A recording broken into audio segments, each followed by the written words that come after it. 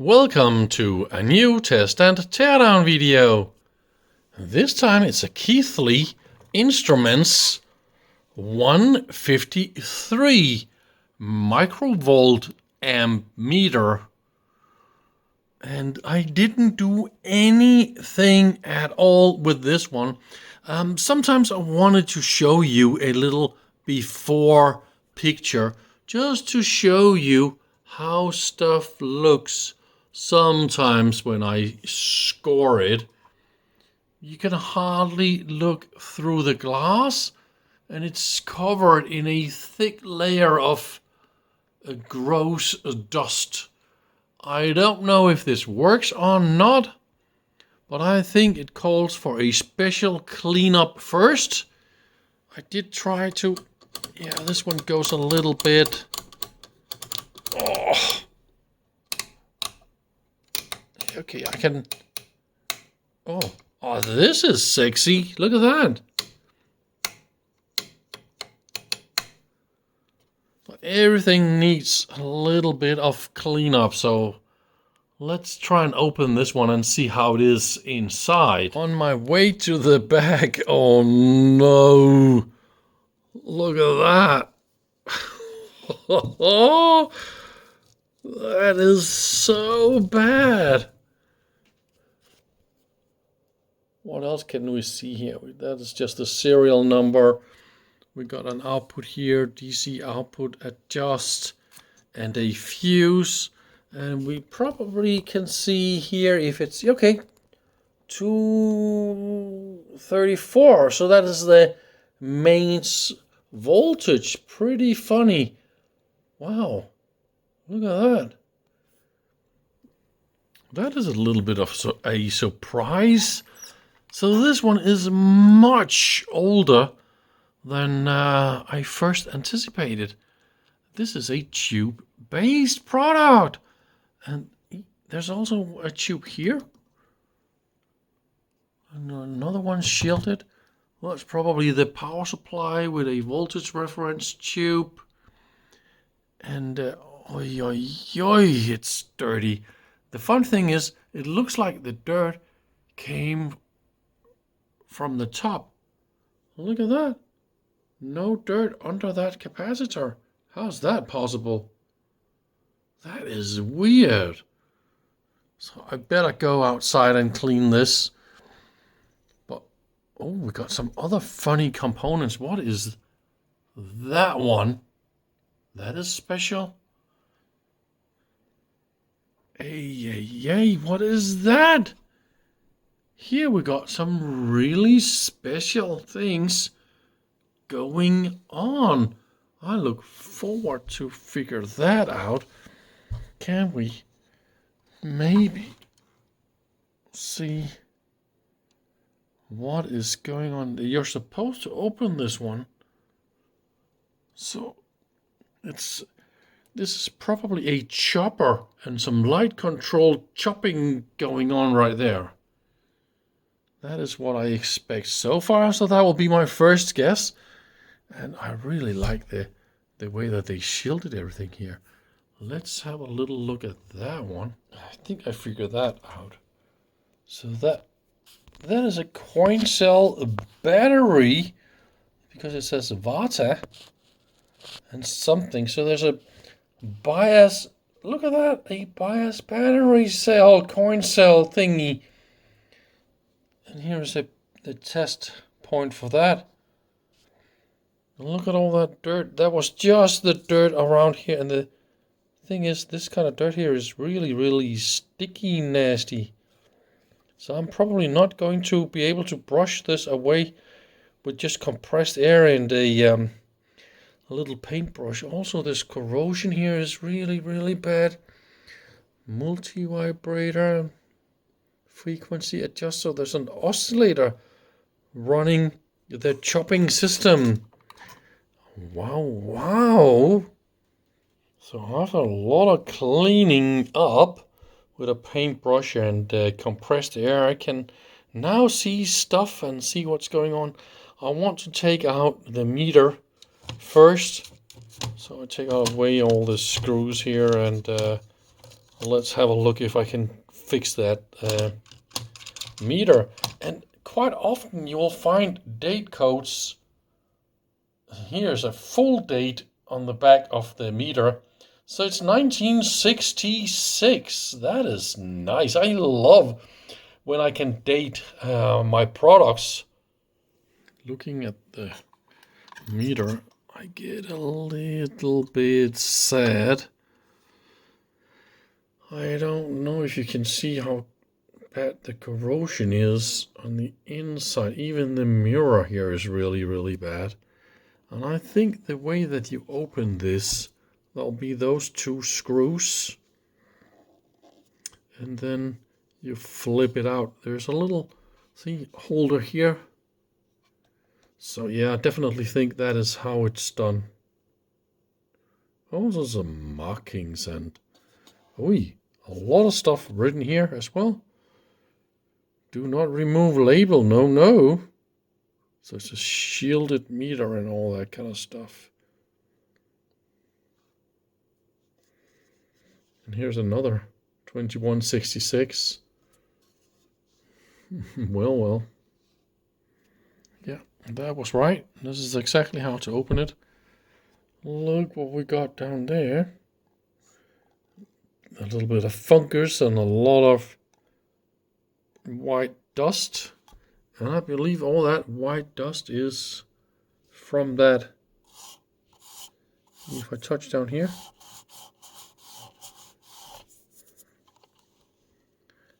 Nah, it's not that bad. I can probably fix this. But I think it is because of high moisture made this. This is probably aluminium. And under the paint, I mean, the aluminium started to corrode under the paint. So it's probably completely wasted. Oh, this is not good in any way. Well, I got the tiny little, see, all this dust I can get away. But what about the numbers?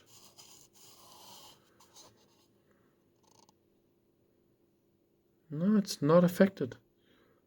So I'll try and clean this a little bit and see if we can proceed. I got some more bad news for you.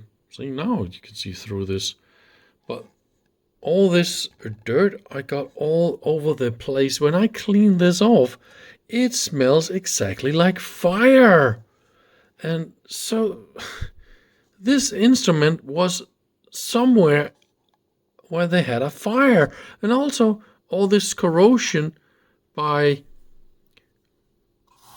I mean, this is very, very high humidity caused by, turning out the fire, I would say. So, yeah, we have an instrument that was in a house or a storage place where they had a fire and they turned out the fire and everything is now full of very, very high humidity.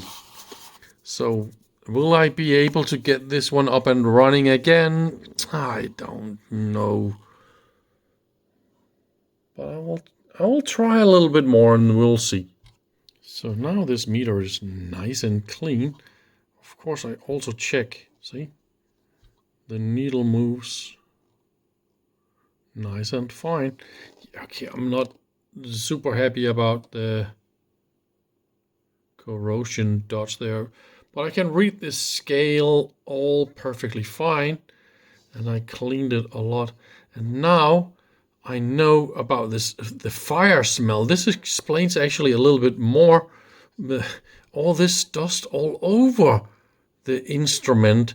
And that smell inside the instrument, that is also something. And it's different from the normal kind of old nasty smoker smell. It's not at all like that. So I'm still in the cleanup phase of this instrument.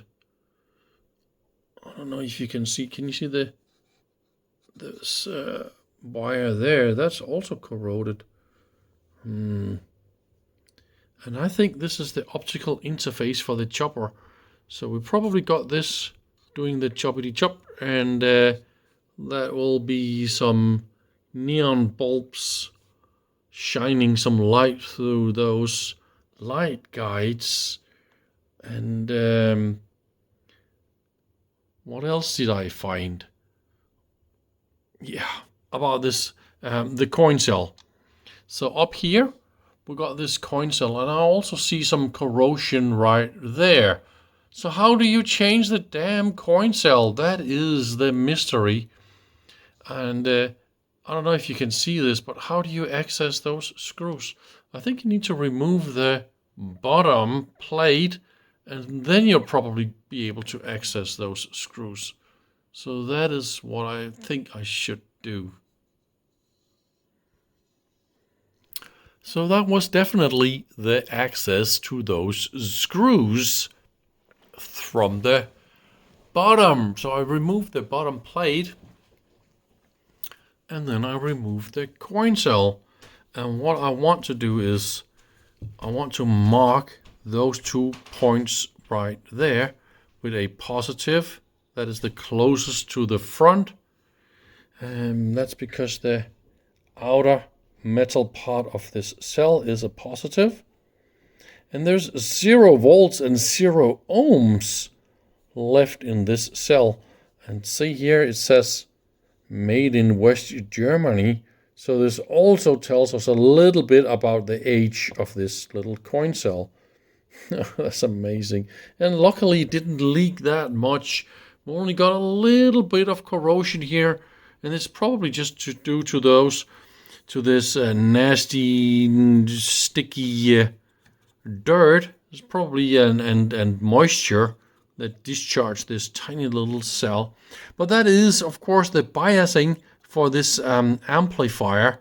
So I need to solder some wires and just put in a normal alkaline cell. It will only affect the zeroing and all the centering and all that. And I think there is a knob here on the front called 0, and that is the one I just adjust accordingly to the voltage drop on this coin cell. And also now I can easier see what is going on here on the rear, because we got some rectifiers and we got access to the mains entry wires, and they're of course completely wasted. So I will take a little bit of note of where are they going, and then I will add some new wires, and then we'll see if I can get this thing up and running. Super easy to access everything. I mean, it's really service-friendly design, this. So removing the rear plate, and you can now access mains entry. And here we go. Let's try and zoom in here. So that will be chassis ground, and that will be the 2 mains wires. So I think I'll try and push out this little plastic thingy. I was able to find a schematic of this thing, and let's show the schematic. And let's zoom in on the schematic. In the middle, we find the battery, exactly where I am here in the real world. If we look here at what I have done here, I've soldered a little red and a little blue wire on the 2 tracks that is connected to the battery, okay?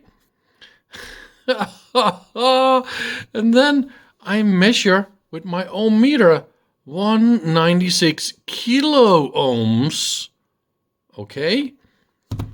And then you put a tiny little coin cell in here. You even screw it in and all that kind of stuff. How long is it going to take for that coin cell to be 0 volts and useless? I mean, this thing is a coin cell eater. What have they thought about? And if we look really careful at the schematic, I thought we had some errors in the schematic, some of the lines that's not there, or maybe they go to this on-off switch at least. So that means if you power this off, the coin cell will of course be disconnected.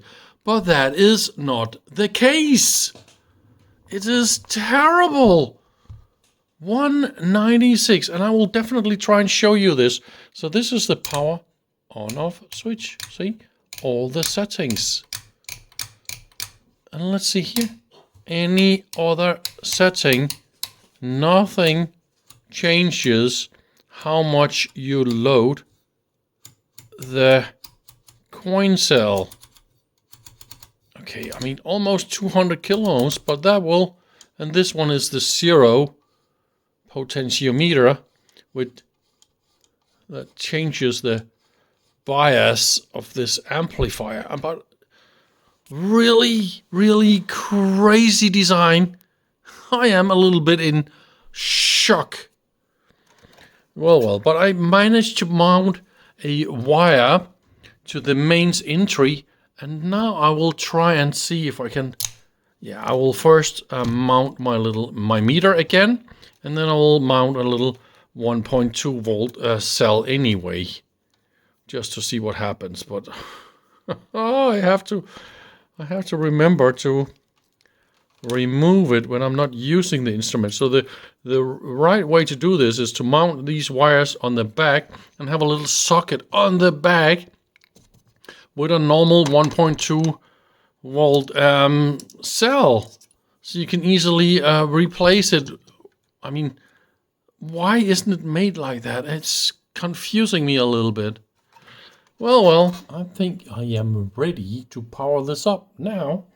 And what I have done is I have prepared some input.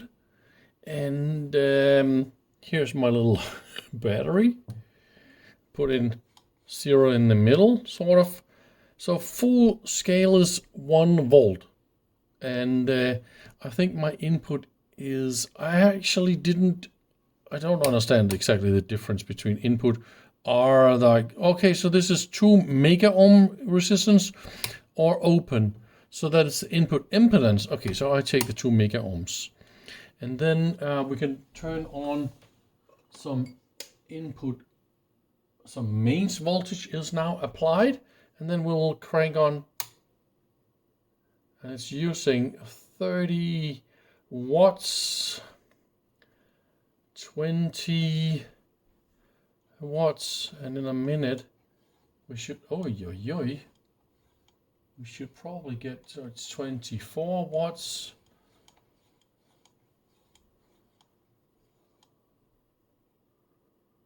Okay, 23.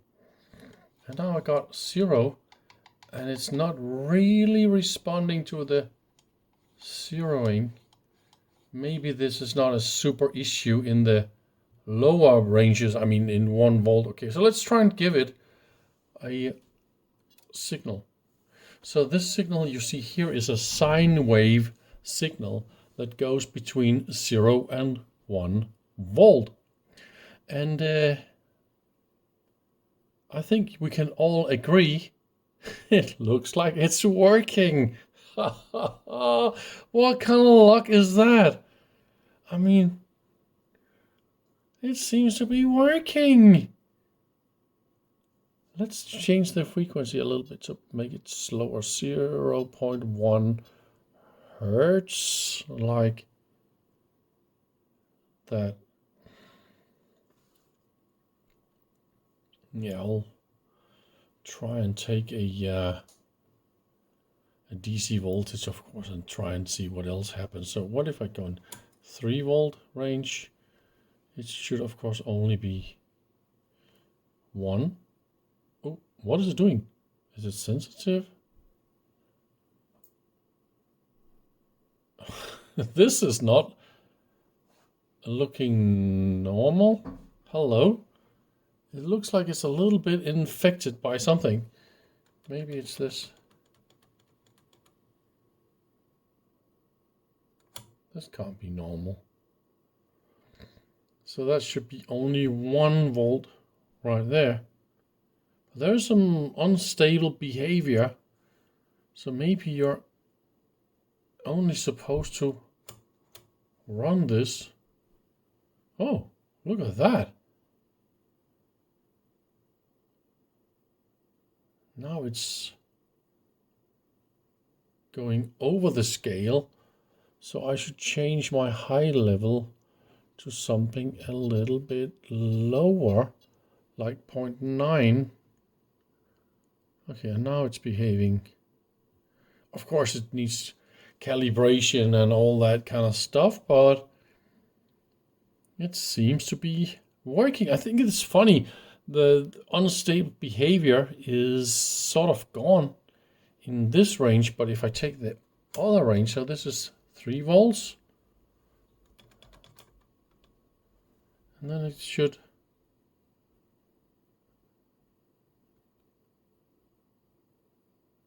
yeah.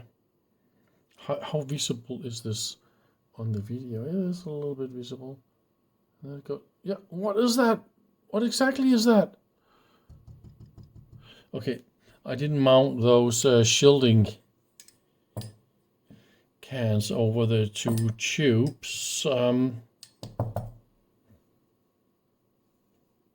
Is it? See, that is the thing. This meter here is, see, insanely mechanical. So we should not say anything and then just look at the meter. Is it moving? No, it's still doing this. So I dimmed the light a little bit here just to show you what is going on with the 2 voltage reference or voltage regulator tubes. They just glow so nice and beautiful. And it's because it's a different kind of gas.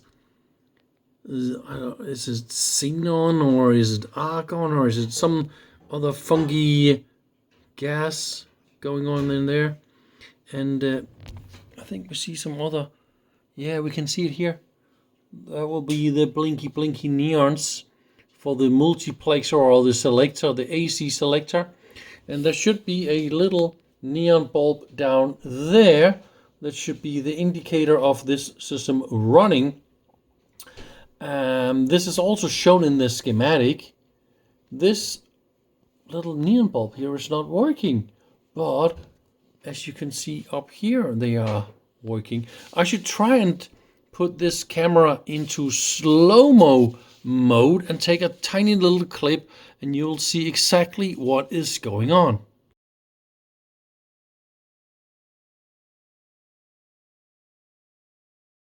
See, on the slow-mo video clip, you just saw it moving up and down those 2 neon bulb selectors.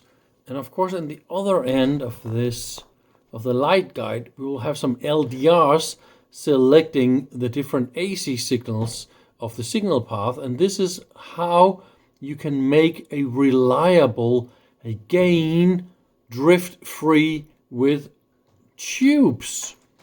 That is the only way actually you can make a DC instrument. So it's actually not working on DC internally, but it appears to be DC on the outside of the instrument. And that is fantastic. There's just one tiny little thing I want to show you guys. Because this thing can measure down to millivolts, microvolts, 10 microvolts full range, or 10 picoamps. It is that crazy, right? And then it's volts. They made this BNC connector a little bit special. Can you see there is another extra grounding, or this little extra ground connection in here? This is not a normal BNC connector. So if we just look at a normal BNC like this, see, there is not this extra ground in there. And that is because this is chassis, but this in here is the ground return. And that is how they made it to be stable for this kind of super small thingies here. So I think that is what I wanted to show you guys about this fantastic instrument from 1966. And I'm quite happy that it is now up and running. I got a little bit of unstable behaviors in the smaller ranges here. It's, as you can see, it's going a little bit up and down, but I think it's just a little bit of cleaning of the sockets, maybe change some tubes, maybe change some capacitors and all that kind of stuff. But basically the unit is up and running and the chopper is running and all that kind of stuff works. So I'm sort of happy so far. So thank you very much for watching, and I hope you see you real soon again. Bye bye.